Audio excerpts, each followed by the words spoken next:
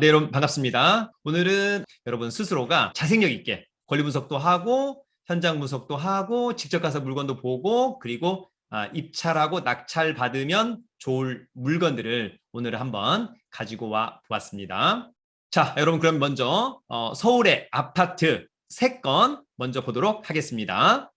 서울 마포구에 경매 나온 아파트를 한번 보도록 하겠습니다. 자, 먼저 물건의 위치는 5호선, 6호선, W서권 공덕역에서 또는 경의중앙선 6호선 효창운동장역에서 도보로만 한 10분 거리 이내에 있는 이 편한 세상. 뭐 역세권이라고 봐도 될 것 같고요. 브랜드 좋고 단지 크기는 그다지 크진 않을 것 같은데 뭐 그다지 나빠 보이지는 않아 보이는 그러한 아파트 일단 위치. 자, 여러분들이 이제 디테일한 부분은 대법원 경매정보 사이트를 통해서 사건 번호를 가지고 디테일하게 좀 확인을 한다. 자, 요거는 신공덕동, 신공덕 이편한 세상, 백이동, 9층에 공급 면적 41평형. 그러면 전용 면적은 대충 곱하기 0.8하면 34평 정도. 괜찮죠, 여러분? 방이 한 4개 정도 나오지 않을까? 토지 면적이 16.67이니까 그냥 쏘쏘한 것 같은데 감정 평가 금액은 15억 1천만 원.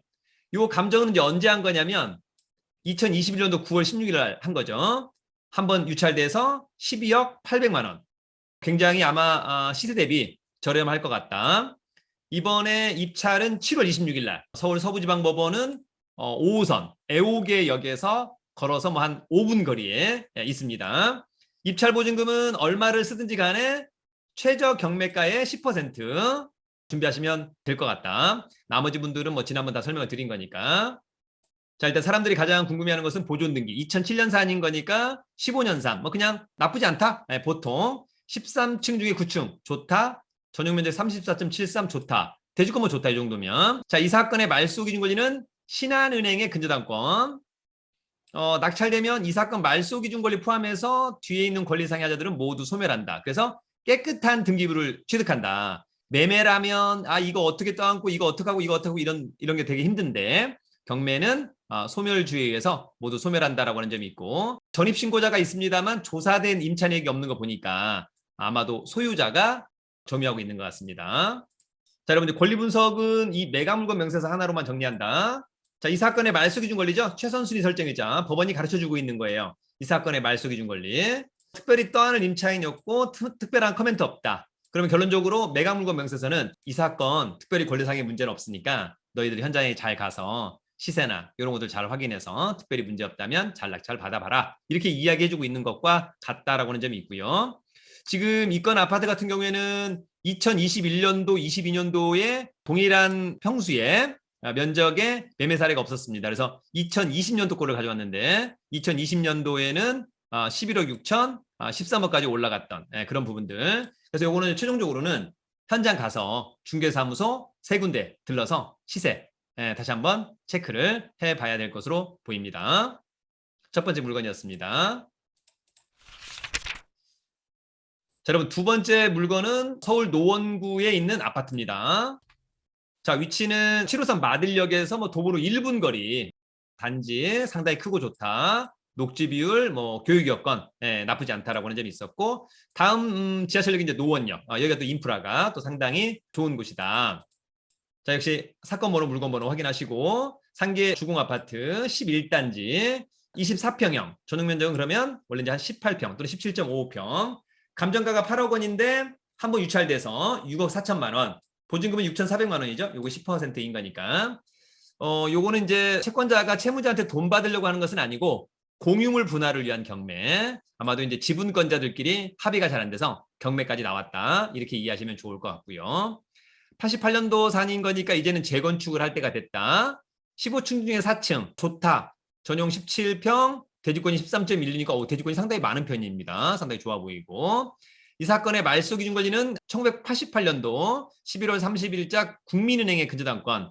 낙찰되면 전부 다 소멸되니까 특별히 문제 없어 보이고요. 그 다음에 조사된 임차인에게 없어서 특별한 문제는 없어 보인다. 그래도 여러분 권리 분석은 매각물건 명세서를 통해서 확인합니다. 매각물건 명세서 최선순위 설정 일자. 요거는 이제 아마 지분별로 또는 이제 나중에 보면은 단독 주택 같은 경우는 토지와 건물별로 하시면 좋을 것 같은데 특별히 뭐 임차인도 없어서 나중에 특별히 떠날 것은 없어 보입니다.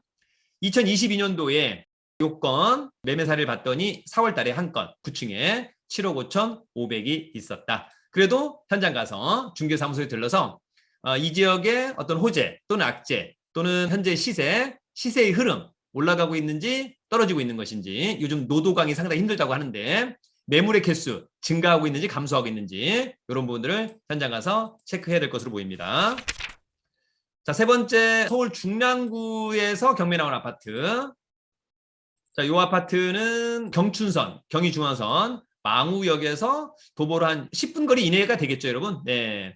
그 다음에 이쪽은 또 상봉역 등등등. 초, 중, 고등학교도 있고, 단지는 상당히 커 보입니다. 나쁘진 않아 보이고. 현장을 또 가봐야 되겠죠? 망우역은 나중에 이제 GTX 여기 생기는 곳이니까 상당히 더 매력적이다. 자, 사건 번호 상봉동의 태영 아파트, 상봉동 대시양 1403동의 14층 32평형. 감정가는 9억 7,800인데 한 번 떨어진 7억 8,200. 보증금은 7,820만 원. 관심 있다면 이제 7월 6일 날 입찰에 참여해야 될 것으로 보이고, 어쨌거나 2003년산. 네, 그러면 19년 정도 그냥 쏘쏘한 거죠. 24층 중에 14층이니까 좋아 보이고, 전용 25 좋고 대지권은 조금 부족하다. 이 사건 말소기준 권리는 신한은행의 근저당권 이 사건 말소기준 권리. 낙찰자가 낙찰받고 돈 내면 모두 소멸한다. 모두 소멸한다. 조사된 임차인에게 없는 것 같습니다. 그럼 특별한 또 권리상의 하자는 없어 보인다.